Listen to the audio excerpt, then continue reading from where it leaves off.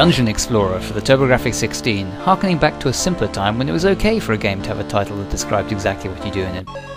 Dungeon Explorer is effectively a Gauntlet clone. You walk around from a top-down perspective, killing enemies that spawn from little nests that you have to destroy to stem the flow. Like in Gauntlet, for some reason all attacks are ranged, and so you have the option of playing as a fighter with an infinite number of throwing swords if you want to. The idea is to fight your way through a procession of dungeons and kill the bosses at the end, which you can do alongside 4 other players, which is awesome. The game actually has quite a deep RPG system. Your character has 4 attributes: agility, attack, strength and intelligence, and each of the 8 classes of fighter, elf, gnome, thief, warlock, witch, bishop and bard start off with different stats. You also get black and white magic depending on your class, with white magic usually being defensive and black magic usually being attacking. So for example, the bishop's white magic heals your party and his black magic randomly vaporizes an enemy. It's a pretty strong system, but it does have a rather major issue in the way you level up. Rather than getting experience from killing monsters, you automatically go up a level by picking up a crystal that the bosses drop. The problem with this?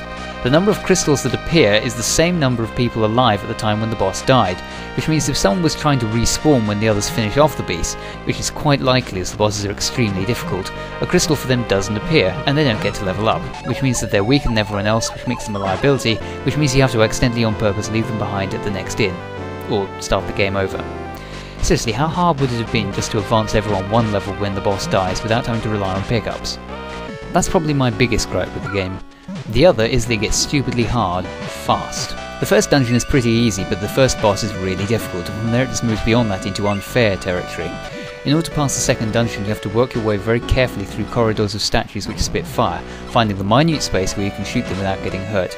Following that, the second boss is just brutal. What's really strange is if you do manage to defeat it, your character levels up to a degree that the next dungeon or so isn't actually that bad. It seems the second dungeon lies at a point in the game where the difficulty curve gets too far ahead of the character development curve.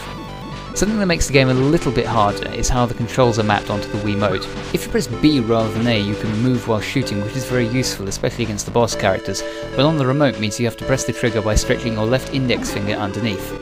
Whilst it does leave your right hand free to hold your beer, it's not very comfortable, so I suggest using GameCube controllers if you're not the sort of person that has 5 classic controllers lying around your gold-plated Sky Palace. On the plus side, the game does look good and shares Bomberman 93's demonstration of how nice a sound the TG16 can make. A couple of other remarks about the game. This pickup looks like a bomb. I haven't figured out what it's supposed to be, but judging from the monster's reaction when you pick it up, it makes you smell really bad. Also, at a certain point in the game, you come across a princess who has been captured. By rescuing her, you unlock a password that lets you play as her, and strangely enough it turns out she's a really strong character, which makes you wonder why she couldn't just save herself. So, is Dungeon Explorer worth 600 Wii points? No, not really. The gameplay gets a bit repetitive after a while, and the puzzles boil down to trying not to push rocks into the wrong place. Maybe if you find 4 people with enough patience to get past the second dungeon you might have some fun, but that's going to be a challenge.